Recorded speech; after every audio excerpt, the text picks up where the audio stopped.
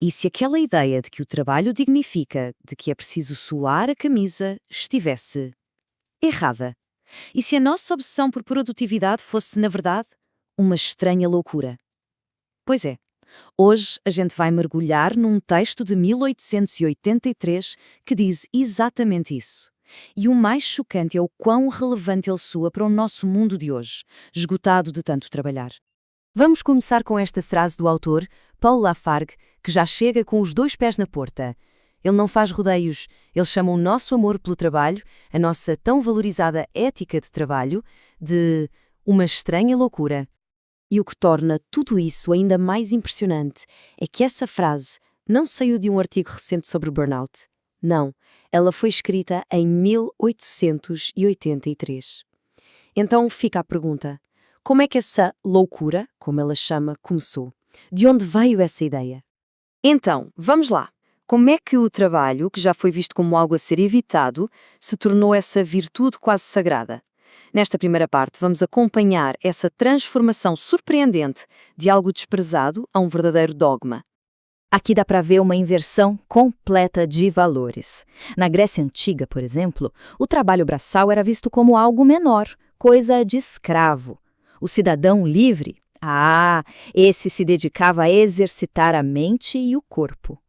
Lafargue aponta que até na Bíblia, Deus dá o exemplo descansando para sempre. Mas aí, alguma coisa muda. Chega o século XIX e o trabalho é totalmente repaginado. Deixa de ser uma maldição e vira uma causa sagrada.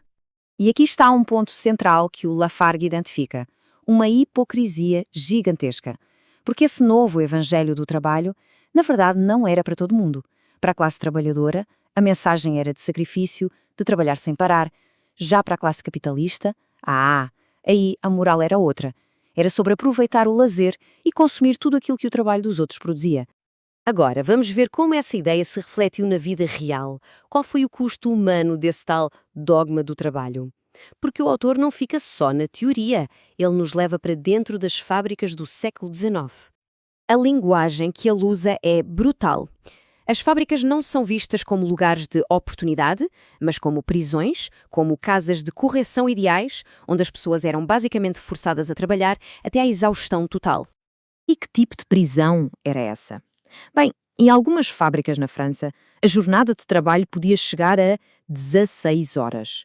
E para colocar isso em perspectiva, Lafargue lembra que condenados em trabalhos forçados cumpriam 10 horas, e escravos em algumas colónias apenas 9. É de se pensar, os trabalhadores ditos livres trabalhavam mais que os escravizados. O texto não poupa ninguém de detalhes bem gráficos, citando relatos da época como o desse Dr. Villeremet. Ele pinta um retrato terrível do trabalho infantil, crianças pálidas, sujas, sendo literalmente cobertas pelo óleo das máquinas que operavam. E essa longa tortura, como o texto descreve, começava numa idade que hoje parece inconcebível, às vezes com apenas 6 anos. Dá para imaginar o que é uma vida inteira de trabalho pesado, começando antes mesmo de se ter tido uma infância de verdade?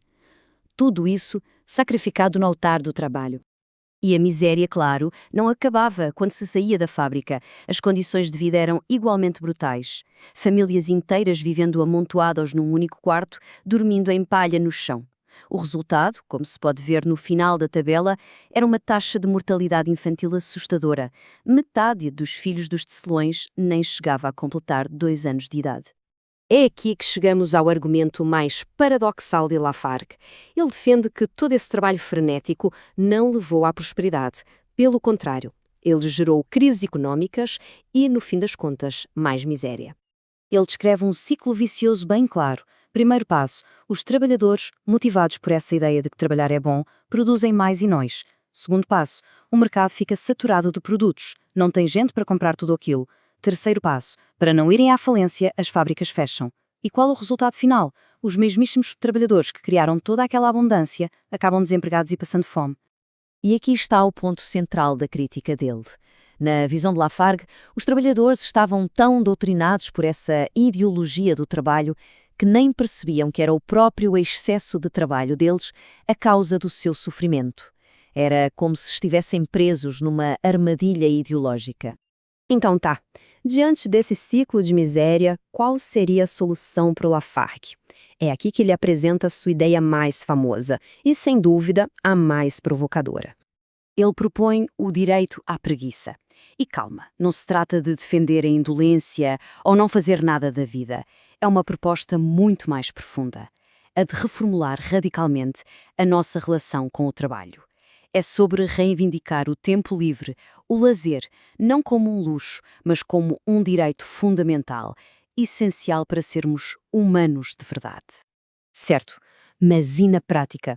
Qual seria a jornada de trabalho ideal na visão dele? Ele propôs um dia de trabalho de 3 horas. Sim, é isso mesmo, 3. Ele argumentava que mesmo com a tecnologia da sua época, já seria suficiente para satisfazer as necessidades de todo o mundo. E quais seriam os resultados dessa preguiça radical? Segundo Lafargue, seriam transformadores. Acabaria com as crises económicas, já que as pessoas teriam tempo e disposição para consumir. Liberaria tempo para a criatividade, para as artes, para as ciências. A máquina, em vez de ser um instrumento de tortura, se tornaria a verdadeira salvadora da humanidade, fazendo o trabalho por nós. E assim poderíamos recuperar a nossa capacidade de ter alegria, de celebrar a vida. Ok, tudo isso é uma visão fascinante do século XIX. Mas o que é que isso tem a ver com a gente hoje, na era da cultura da produtividade e do burnout visto quase como um símbolo de status? Este gráfico dá uma perspectiva incrível. A gente caminhou bastante desde as mais de 3.000 horas por ano da época do Lafargue. Hoje trabalhamos em média umas 1.700. Mas a proposta radical dele, de umas 750 horas por ano, ainda parece um sonho distante. E isso nos faz pensar, porquê, com toda a tecnologia que temos, essa visão ainda parece tão fora da realidade? As nossas conversas sobre semana de 4 dias de trabalho são um eco desses argumentos, mas talvez a gente ainda não tenha absorvido o ponto principal da crítica dele. E isso tudo nos deixa com uma última pergunta. Numa era em que a inteligência artificial já pode escrever, programar, criar, estamos a usar essa tecnologia para nos libertarmos ou só para encontrar novas formas de trabalhar ainda mais? A crítica de Lafargue nos desafia a perguntar: será que o futuro do trabalho é só trabalhar de forma mais inteligente ou é ter finalmente a coragem de não trabalhar tanto? Talvez o direito à preguiça não seja uma loucura, afinal, talvez seja só o próximo passo lógico na nossa evolução.